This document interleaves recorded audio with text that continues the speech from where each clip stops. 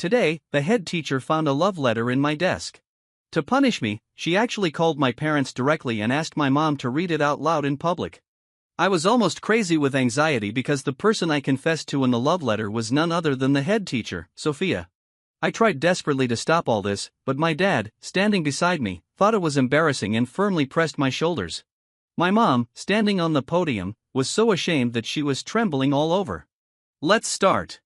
Remember to subscribe if you like it, said Sophia, the head teacher, in a cold tone. Senior year of high school is the most important time for you, but some students just don't focus on their studies. I don't know what's going on in their heads. She picked up my love letter, looked at the word dear on the cover, and said loudly, James, I found this in your desk during morning self-study. Now let your mom read it aloud with emotions and see who your dear one is. Sophia handed the love letter to my mom, who took it hesitantly and whispered to her, Teacher Sophia, children have self-esteem. Can we solve this privately? The head teacher refused sternly. Puppy love is absolutely unacceptable in our school. If I don't make an example of this today, how can I lead this class in the future?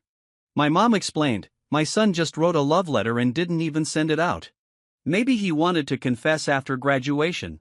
There shouldn't be a big problem with that, right? The head teacher glanced at my mom and retorted, James having such thoughts is wrong.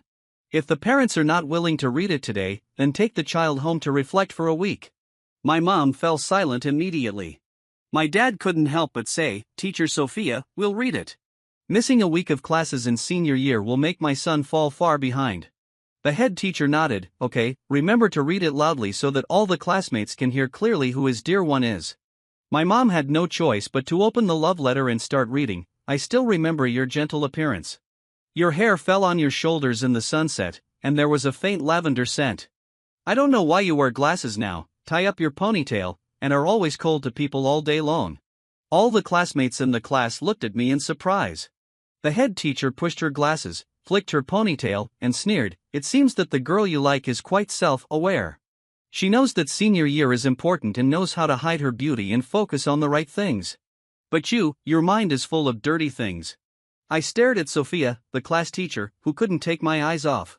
The image of her that day flashed through my mind. In the sunset, her hair was scattered, with a faint lavender scent. She gently kissed my forehead. Her lips had a sweet fragrance, soft and smooth. It was the taste of lychee-flavored lip balm. That day, my lips were chapped. She took out her lip balm, held my face, and gently applied it to my lips. Just then, my mom read, what I can't forget the most is when you helped me apply lip balm. I was very shy, but with a bit of a boy's stubbornness, I pretended to be disgusted and said it was yours. You said my lips were chapped and bleeding. I closed my eyes shyly. You chuckled and then gently applied it for me. Hearing this, the head teacher slapped the desk hard. With a pop, she said coldly, I take back what I said just now. It seems that this female classmate is not self-aware at all. She is simply indecent and has no sense of shame. All of you listen carefully. If I catch any boy-girl pair in our class sharing a lip balm, I will directly call the parents. After that, Sophia nodded to my mom, indicating that she should continue reading. My mom said in a low voice, many years have passed since this incident, and I still can't forget it. To you, I'm just a passer-by in your life, but to me, you changed my whole life.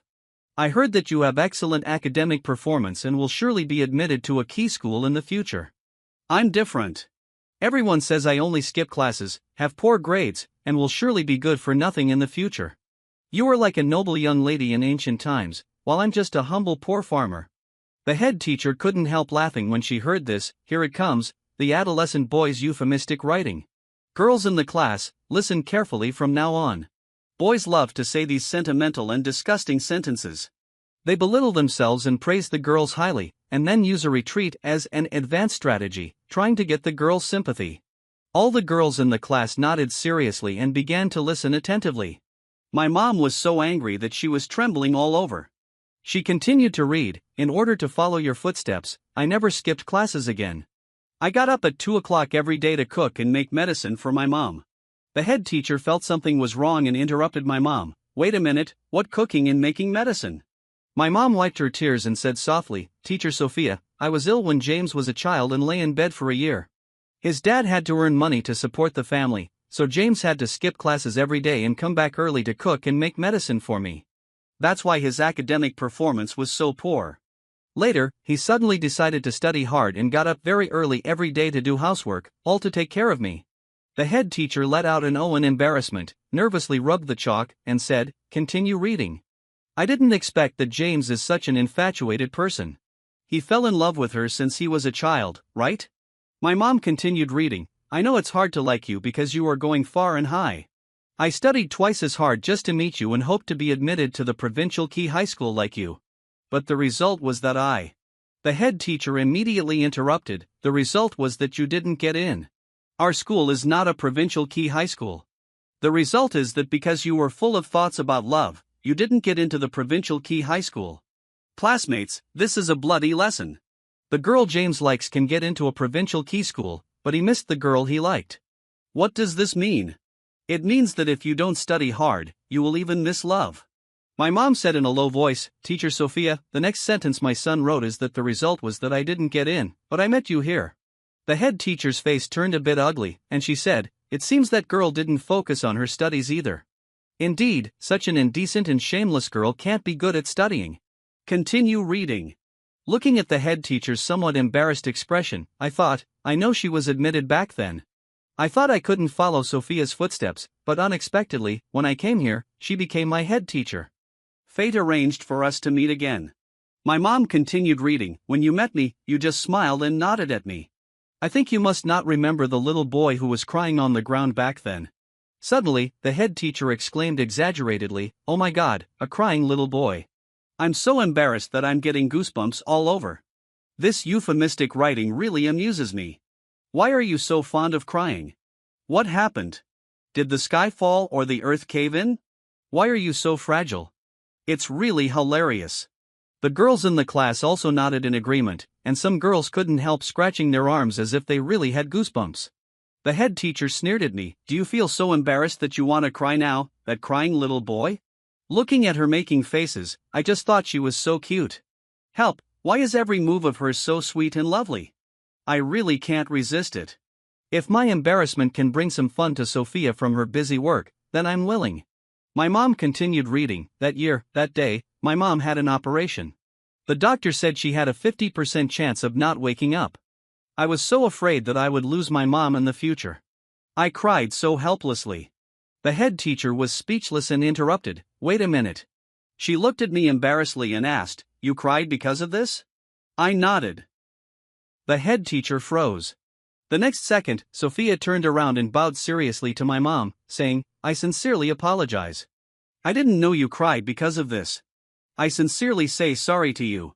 The classmates who had laughed along just now were all embarrassed and at a loss. One hot-tempered guy even slapped himself and muttered, "I'm really damned." My mom also wiped her tears and continued reading the love letter. "When I was a child, I wasn't sure about this feeling. When you kissed my forehead, I thought it was just a beautiful picture staying in my heart. But when I met you, my heart was pounding. Everything around seemed to quiet down, and only the sound of my heartbeat could be heard. Your smile became slow motion and was imprinted in my mind. I realized that I really love you. Since the day I met you, I'm sure that I deeply love you. I'm glad that I was 10 points short of being admitted to the provincial key high school, so that I could meet you earlier." The head teacher said coldly, "You should be ashamed of your poor grades instead of being glad." Wait a minute. The head teacher then realized something was wrong and asked my mom, was he only 10 points short of the provincial key high school back then? My dad took the initiative to say, "Teacher Sophia, this is my fault. The 10 points the child missed were in the physical education exam. Just like the child said, our family are farmers. I'm just a construction worker. That day, I went out to repair a roof for someone and fell off the roof. My son had to carry me to find a doctor the day before the physical education high school entrance exam." The head teacher turned to my father and asked, "Can 10 points be bought?" My dad sighed and replied, "10 points cost tens of thousands of yuan. Our family is poor, and my son couldn't bear to spend the money." The head teacher was speechless. She walked back and forth on the podium with her hands behind her back, as if hesitating whether to let my mom continue reading. All the classmates in the class also looked at the head teacher a bit awkwardly. Finally, the head teacher said, "These moral characters are still okay. So since you have good moral characters and have the opportunity of the college entrance examination, why did you choose puppy love and ruin your future? You are still young and your mind is not mature enough. You can't get in touch with some things too early. When you become an adult, you can fall in love however you want, and no one will care. But now you should focus on your studies and study hard. My mom quickly said, James is already 18 years old. He repeated a grade to take care of me. The head teacher was speechless and said firmly, even if he's 18, he's still a student and should continue to study hard in school. My mom had to continue reading. These years have been the happiest days of my life. I looked forward to seeing you and watched you every day in class. The head teacher said seriously, in class, what you should look at is the teacher and the blackboard. Your eyes should be on knowledge. I nodded and silently said in my heart that my eyes have always been on her. My mom read, I once thought about telling you my feelings, but I was always hesitant. Until that day you came to my home and sat on my bed. You were wearing beautiful brand name clothes, which were so out of place with my shabby home. That scene deeply hurt my heart. Suddenly, the head teacher flew into a rage. She picked up a book and threw it at me fiercely, shouting, The girl went to your home? And sat on your bed? I didn't dodge and looked directly at her. That day, she came for a home visit. I still remember that I wanted to pour her a cup of tea, but my family didn't even have a beautiful glass. I could only open a box of Xiangpiopio milk tea that my mom's factory gave at Christmas and made her a cup. Our family was always reluctant to open gifts because we could give them to other relatives. It was very cold that day, and my parents only put a heater in my room. The head teacher held the milk tea, sat on my bed, took a sip with the straw, then looked up, smiled sweetly, and said to me, It's so warm. I sat beside her. After so many years, it was the first time I was alone with Sophia. Everyone else was afraid of home visits, but I was the only one who hoped that the time that day could last longer. I was reluctant to let her leave, but I didn't want her to see too much of my poverty. My mom was reading my love letter, already in tears. She read, When you sat in my home, I really wanted to tell you that I had been looking for you for many years and following you for many years. I love you like the wind that travels thousands of miles, like the clouds that float thousands of miles. Day after day, year after year. The little boy who once went out to pick up cardboard boxes to subsidize the family has seriously fallen in love with a girl he can't reach. I was once full of enthusiasm, thinking that I could make a name for myself. But when you sat in my shabby home wearing a Chanel scarf, dressed like a beautiful doll, I realized that you were ultimately a painting that didn't exist in my life. The head teacher frowned, looking thoughtful, as if she understood something, and her expression changed slightly. My mom held the love letter, her eyes filled with tears, and choked, Son, don't think like that. It's us who dragged you down. Your dad and I are useless. You've always been a good boy. The head teacher said anxiously, Parent, don't say that. My mom said hoarsely, What makes my son unworthy of her? He helped with housework when he was very young and took care of me in bed. I gave him 5 yuan every day for breakfast in the bus, but every morning he just held a steamed bun and an English book and walked to school at 5 o'clock in the morning. My dad lowered his head and said nothing. The love letter fell to the ground. The head teacher grabbed my mom's hand and said hurriedly, Let's not read it anymore. We don't read it anymore. She took out a tissue to wipe my mom's tears, then said to everyone a bit anxiously, Classmates, this thought has deviated from the topic. But I want to make it clear to you that don't look down on a young man because of his poverty. You are in your youth, and you should never have such a self-deprecating attitude. A classmate couldn't help saying, I've been to his home. His home really looks poor. If the girl wears Chanel, his family really can't match. Their parents are on completely different levels, right? The head teacher was anxious and quickly explained, In the first 30 years of life, people respect the son because of the father. In the next 30 years, they respect the father because of the son. This love letter is wrong. You haven't started to realize your own value yet. Life has infinite possibilities. Don't compare your value with that of other people's fathers. The next second, I stood up, walked to the podium, picked up the love letter, turned around, and saw the head teacher, Sophia, looking panicked. The sunset sunlight fell on her face. That year, that day, Sophia was also so beautiful. The adults thought I didn't understand and let me go to the park to play, but actually I understood everything. The cold wind was blowing. I was sitting in the park in front of the hospital, crying. She came up to me. At that time, she wasn't as serious as she is now. She was dressed very youthfully, with a shoulder bag, chewing bubbled gum. When I looked up, she blew a bubble and also handed me a piece of bubbled gum, saying, Kid, what are you crying for? I was young at that time and pointed at the hospital, crying that my mom was going to leave me. Sophia immediately understood what I meant, stroked my head, and said I was thinking nonsense. No one would be willing to leave with such a cute son. I still cried, and she squatted down and hugged me in her arms. When people are sad, they always long for a warm hug. I didn't dare to cry in front of adults. I knew that my dad was running around for my mom's illness and was always on edge every day. That day, I cried my heart out in the arms of a strange sister. She didn't say a word of comfort, just gently patted my back, just like my mom used to coax me when I was a child. I remember the way the sunset fell on her, her faint lavender scent, the temperature of her embrace, the taste of that lip balm, and I will always remember that when I stopped crying, she kissed my forehead and told me, "A boy can cry when he can't hold it in, and he's still a man after crying." I picked up the love letter, looked straight into her eyes. The head teacher gritted her teeth and asked, "James, what do you want to do?" I looked at her and replied, "I wrote this, so let me finish reading it." Sophia said anxiously, "Don't read it anymore. Teacher has understood. This love letter is about your feelings. Reading it like this will have a bad impact on you." I closed my eyes, then said resolutely, "It's okay, teacher. I don't care about other people's eyes anymore. Since I can't hide it, why should I hide it? It's better for me to be open-minded and face my heart." The head teacher interrupted in horror, "You can hide it. Why can't you hide it? Teacher already knows that you have good moral characters. Let's end this matter today. No one is allowed to mention it again, okay? Let's consider it a secret of our whole class." I shook my head and said, "No. Teacher Sophia, you taught us that we all must have the courage to face our mistakes and take responsibility for them. Avoidance doesn't necessarily mean you can escape, and facing them doesn't necessarily mean it's the most unbearable thing. Since I've made a mistake, I should be punished. Only in this way do I deserve the forgiveness of you and my classmates." The head teacher said, "No, no one is perfect. Everyone makes mistakes. Besides, we should judge by actions, not thoughts. Since you didn't even plan to send this love letter, it's an attempt, and an attempt doesn't count as a mistake.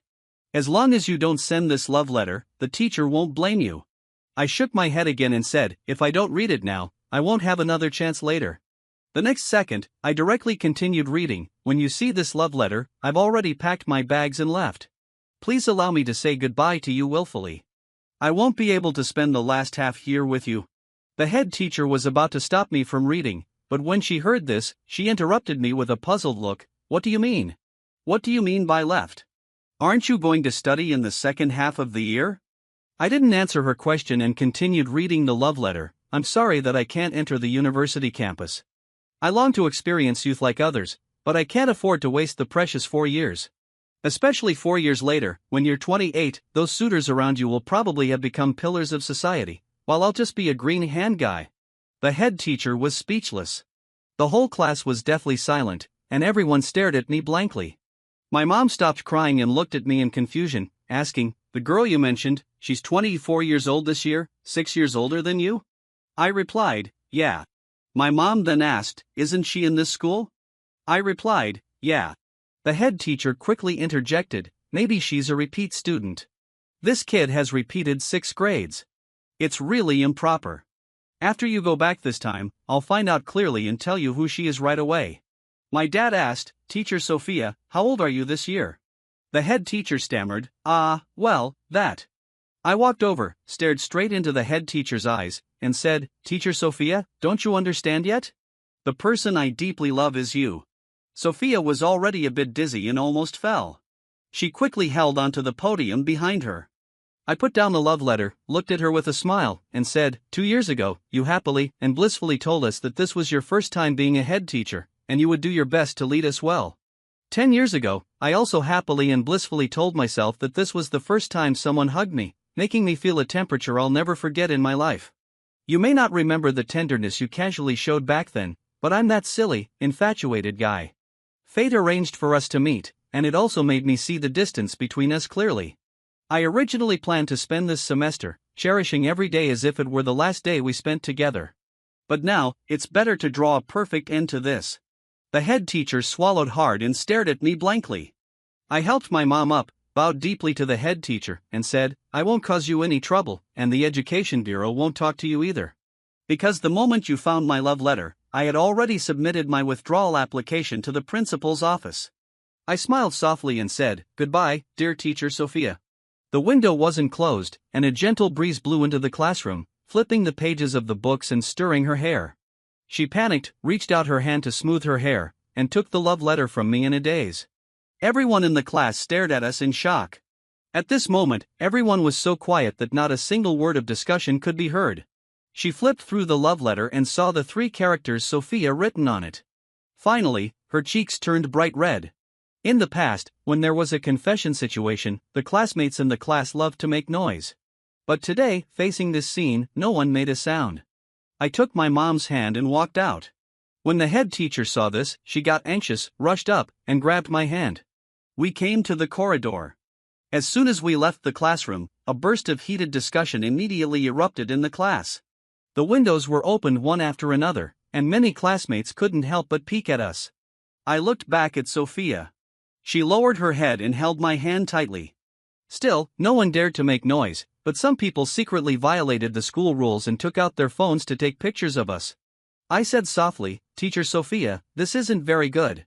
The head teacher quickly let go of my hand, stood there, and her face was completely red. She said with a bit of earnestness, "Can we talk?" I asked, "Do you remember me?" "The park in front of the hospital 10 years ago."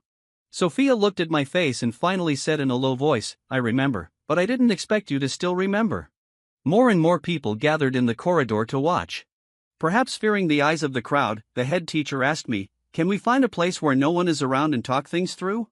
I shook my head and refused, "No. I know very well that you're safe under the eyes of so many people.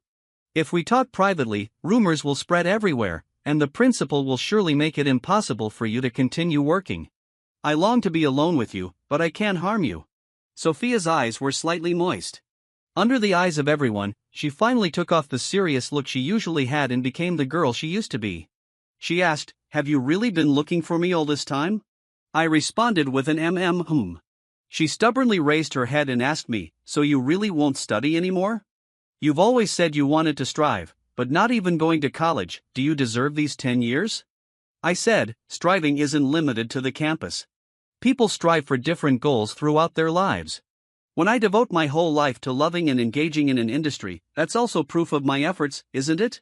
Sophia didn't know how to refute and anxiously said, "How about finishing your studies? I can act as if nothing happened, and you can continue to be a good student and take the college entrance examination honestly." I said, "But I like you." She was stunned and asked blankly, "What does whether you go to college or not have to do with liking me?" I explained, "When I graduate, those outstanding peers around you may have become company executives, while I, after going through college step by step, can at most become an intern in a big company.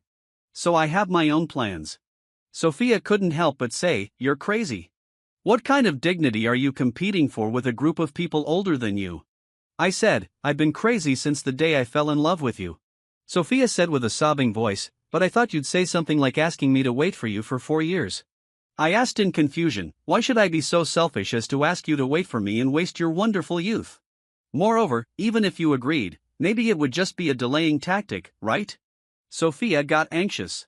She grabbed my arm and said excitedly, "Aren't you being selfish too? If you didn't like me, you could study in college well. Under the pretext of loving me, saying you can't wait and giving up your important 4 years, making me feel guilty for the rest of my life, isn't this selfish?" In a fit of anxiety, Sophia even raised her hand to slap me, but in the end, the slap didn't land. I quickly shook my head and said, "No, it's not like that.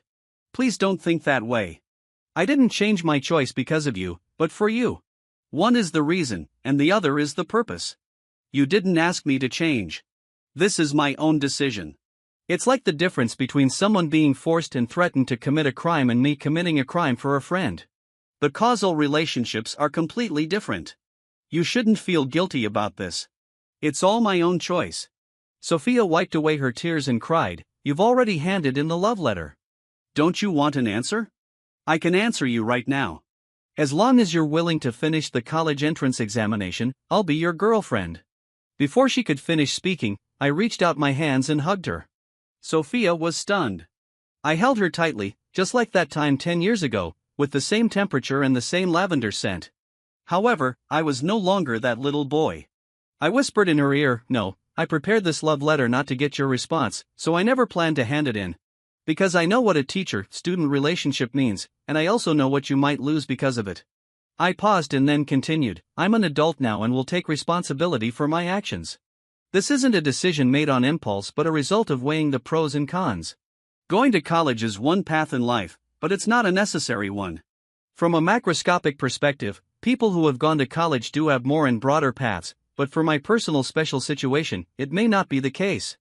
In reality, with my family's conditions, going to college means taking on student loans, and the future environment isn't very friendly to undergraduates.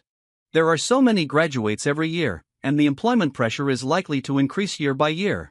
Not to mention that I have to wait another 4 years, and the situation may be even more severe then. However, the most important thing is that the path I plan to take doesn't require 4 years to learn knowledge. Sophia pursed her lips and didn't speak, seemingly not agreeing with my view. I then said, if you're willing, I'd like to make an agreement with you. Sophia was held in my arms and even forgot to push me away. I could feel her heart beating very fast. She stuttered and asked, what agreement? I said, I'll come to you 2 years later. She cried and said, in just 2 years, what kind of future can you make? I smiled and said, if I can't make a future, it means I haven't gone all out for you. I let go of her, admired her lovely appearance one last time, and finally turned around and left, leaving only one sentence, I'll come to you 2 years later. Sophia's story. I stood there stupidly, watching him leave. My heart ached sharply. I covered my chest, and the pain made it hard for me to breathe. He thought I had forgotten, but I've always remembered that crying little boy. 10 years ago, when I was still in middle school, someone told me that recently someone had been secretly asking about me. I felt very strange. After all, in school, if a stranger asks about you, there are usually only 2 possibilities, either being pursued by some strange person or being beaten up after school. I told this to my best friend, and she was also very angry. So, we summoned up our courage and wanted to see who was asking about me. Finally, when we saw a little boy shyly pulling a male classmate, saying, Big brother, I want to ask you something, we couldn't help but burst out laughing. I told this to my best friend again, and she sighed, poor kid, he's so young. I rolled my eyes helplessly and said, maybe the kid just wants to say thank you to me. But after that, things became a bit different. It was all because my best friend was too curious. She also started an investigation after the little boy asked about me. Coincidentally, her sister was in the same school as the little boy. Finally, she excitedly reported the little boy's situation to me. I already knew that he skipped classes every day to go home and cook and make medicine for his seriously ill mother. I also knew that he found out my grades and never skipped classes again from that day on. However, at first, I didn't take these things to heart. Who would take a kid's things seriously? But my best friend was very concerned about this.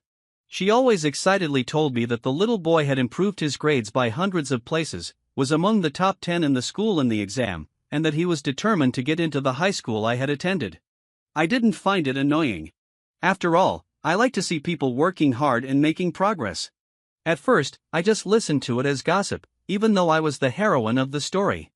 Until I returned to my hometown to be a teacher, and he walked into my classroom. The first time I saw him, I wanted to tell him that I remembered him. But I didn't dare because the way he looked at me was different, full of sincerity, enthusiasm, and an indescribable feeling. When my best friend knew about this, she was so excited that she kept patting my shoulder, and the force almost broke my bones. I told her not to think nonsense, that it was impossible. But she bit the straw of her milk tea and said excitedly, Girl, don't kid me. Such a good boy, when he becomes an adult, you too. I said helplessly, It's impossible. I'm his teacher. My best friend muttered, then resign. Anyway, you were forced by your family to be a teacher step by step. You never wanted to be a teacher in the first place. I didn't know how to describe my feelings for him. For this little brother, I mostly admired him and didn't have other thoughts. I think any girl would admire a boy who works so hard like him. Until during the break inspection, I found his love letter. When I saw his decision to drop out of school, I was as anxious as an ant on a hot pan. I quickly discussed it with my best friend. After hearing this, she was also very shocked and said blankly, You really caused a disaster. I was almost on the verge of collapse and had no mood to listen to her jokes. Just thinking that this admirable little brother was going to give up his studies for me made me feel extremely guilty. Finally, I made a bold decision. I wanted him to hate me. I asked my best friend for advice, but she kept shaking her head and saying, you may underestimate this little brother's determination. I gritted my teeth and said, no matter how firm his determination is, I'll nip his thoughts in the bud. So, I confiscated the love letter, deliberately called the parents, and asked the parent to read it aloud in the class. During this process, I also kept making sarcastic remarks. I had planned that when it was almost done, I would take the love letter back and tear it up. There was no need to finish reading it. After all, boys of this age are very concerned about face. Who could stand such humiliation? I wanted to become the person he hated the most and make him give up on me and go to college safely. But to my surprise, he not only didn't back down but also walked onto the podium and took the initiative to read the love letter. No matter how many people around pointed at him, he seriously finished reading this love letter. I stood there, at a loss. I'm a person who is used to following the rules, but he isn't. I never expected that, as my best friend said, I underestimated his determination. In order to make him finish the college entrance examination, I even thought of using a delaying tactic, lying to him that as long as he finished the college entrance examination, I would be his girlfriend, and then go back on my word after the exam. But the little brother refused me. Looking at his leaving back, for some reason, my heart suddenly ached a bit. Didn't he say he loved me very much? I even agreed to be his girlfriend, even if it was a delaying tactic. Wasn't it good to go to college for me? The little brother left. He suddenly barged into my life and then suddenly left. I didn't want to cry in front of everyone, so I held back my sadness and asked my best friend to pick me up after work. This time, she didn't come with the mentality of listening to gossip. After listening to me, she said seriously, "You're lying to him, right? You'll reject his feelings after he really finishes the college entrance examination?" I didn't say anything. I was also very confused. My best friend continued, "What's so weird about a brother-in-law relationship? He was just a little brother at first. You made things complicated. You've only been forced by your parents to be a teacher for 3 or 4 years, but he's been looking for you for 10 years, right?" I said, "There was a moment when I thought about resigning." She asked, "Which moment?" I said, "When he turned around and left." My best friend said, "I inquired for you. This might make you feel better. It seems that the little brother is learning hairdressing from a boss. He'll probably become one of those flashy guys with dyed hair soon." I was speechless and frowned slightly. I thought, what about the 2-year agreement? He talked big, but in the end, he actually went to learn hairdressing? Even if he's extremely talented, it will take at least 5 years to enter the top tier. But I always felt something was wrong. A man who could persevere for 10 years, I didn't quite believe he would make such a hasty decision. Sure enough, the Education Bureau talked to me. They hoped I would pay attention to the impact and keep a distance from students in the future. They didn't know that this doomed relationship started many years ago. 3 months later, my best friend contacted me again. As soon as she saw me, she said mysteriously, "Something seems wrong." I asked, "What's wrong?" She said, "My sister said that the guy isn't cutting people's hair. He's grooming cats and dogs, and he charges $128 each time. I remember you love kittens the most, but you're too scared to keep one because you're afraid your parents will get mad." I said in surprise, "I really do love kittens. But I only pay $35 for a haircut, and you're telling me it's $128 for a pet grooming?" She said, "That's not the point." I asked, "So where does he work?" She said, "All over the place. He's at the store during the day, sets up a booth by the riverside at night, and even offers home service during holidays. Also, he made an account. I suspect he's trying to build up a fan base and open his own store." I stared blankly and asked, "Doesn't he need to rest?" She said, "I don't know. Let's wait and see. With this intense workload, I don't think he can last more than half a year." Out of curiosity, I searched for his account. The homepage was filled with videos of him grooming pets. In the videos, he wore a mask, focused on grooming the puppies, spoke gently, and moved briskly. There were a few scars on his hands from being scratched by the pets. For some reason, he looked kind of handsome. I shook my head vigorously, telling myself not to think nonsense. A year later, my best friend excitedly told me, "I underestimated that guy. He's opened his own store now." I wasn't really surprised. With his hard-working intensity, probably living and eating at the store, it shouldn't be too hard for him to save enough money for a small store in a year. Although I wasn't surprised, I still couldn't help but check out his account. It was indeed a small store, mainly offering appointment-based services for now. Because of the grand opening discounts, there were a lot of customers. Looking at the appointment schedule, it was fully booked for the whole month. I couldn't help but wonder, doesn't he take any days off? Won't his body break down? Seeing how busy he was, he even posted a video looking for an assistant. A lot of girls who love pets applied, but he politely pinned a reply at the top, saying he hoped the assistant would be male. My best friend asked me seriously, "Are you really going to keep that promise?" I asked, "What promise?" She said, "Are you really going to make him wait for 2 full years? You don't even like this job. He's been chasing after you for 11 years. If you had feelings for him back then, now is the time he needs your help the most. He's been paying the price for his stubbornness because of you. Why don't you be a bit impulsive just this once?" I said, "But my parents set me up on a blind date today. The guy seems decent. I'm thinking, maybe it would be better to just get married to someone my age in an ordinary way." She cursed, "Girl, are you out of your mind?" I looked at my best friend's message, not knowing how to respond.